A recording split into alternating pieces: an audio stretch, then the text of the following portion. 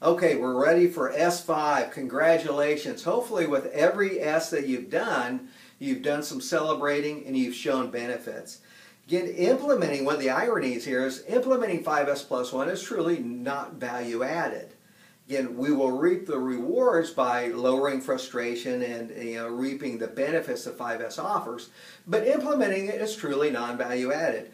For something to be value added, it's got to meet those three criteria of it's got to be something the customer is willing to pay for, the activity's got to change the form or function of the product in some way, and it's got to be done right the first time. Well, the customer just wants his product or his service.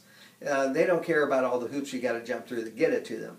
So part of 5S is we want to implement it right on our first try and really spend as little time maintaining it and doing it as possible. But we need to raise that standard to, again, a showroom professional standard that lowers frustration and raises kind of an aura of professionalism. I can't think of a better word than aura, but you get my point. We need it to look very professional. So for this fifth S of 5S, we need a way to sustain it. And so you need to come up with an audit system, and it's good to have one that's multi-layered. Now again, this is non-value added, so we need to waste as little time as possible doing this. I know I hate to use the term waste, but it truly is. What we want is come up with an audit system that is very simple. So what you might want to come up with is a simple, I've seen whiteboards used with this, or laminated sheets where you have maybe 10 things that at the end of every shift you just simply check off with a dry erase marker, and then you erase it. The next shift comes in and they'll do the same thing.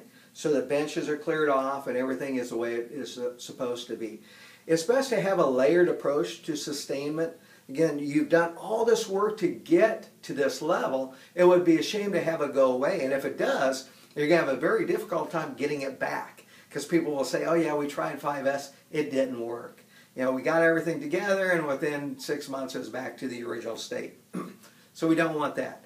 So set up check sheets by shift, weekly. You want different levels auditing. So say I'm a frontline worker or a person in a restaurant and I do my 5S check at the end of the shift.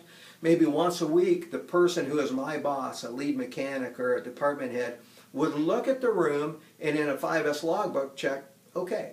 Or if there's problems, they're going to log those down. And maybe once a month, his boss comes in and actually looks at it. And every quarter, a higher level manager. Now, what you're trying to do is create different loops and different levels where people come in and look at it and they give it their thumbs up, so to speak. This does several things to the worker. It shows that this is very important. We've got lots of different levels doing this. And it's not something that only this department is doing. We've spread it everywhere. One of my friends in Mexico that had implemented 5S+1 at this site in Monterey had set up a structure to where the managers and the salaried people would come out and look at the floor and give them a thumbs up for their 5S and basically audit it. And the people from the floor on a schedule would walk into their offices and do a 5S audit of their office.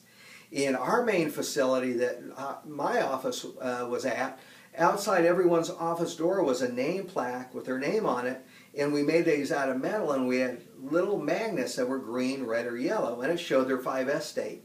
So once a month I would usually go in and do a 5S office audit, and if they failed it, I think typically green was no more than 1 or 2 items. Everything was the way it was supposed to be. Yellow meant I found 3 or more items, and 5 or more items meant it was red. And it had to stay that way until I had the time to audit it again. So we want this throughout the entire organization, and we want, again, it to serve a purpose. So it's got to be benefit oriented. But when we hit that fifth point, that fifth S, we need to come up with a way to sustain it so we protect our investment. So come up with your audits in a way that are very simple to do, that waste very little time, and that your workers will see benefit in.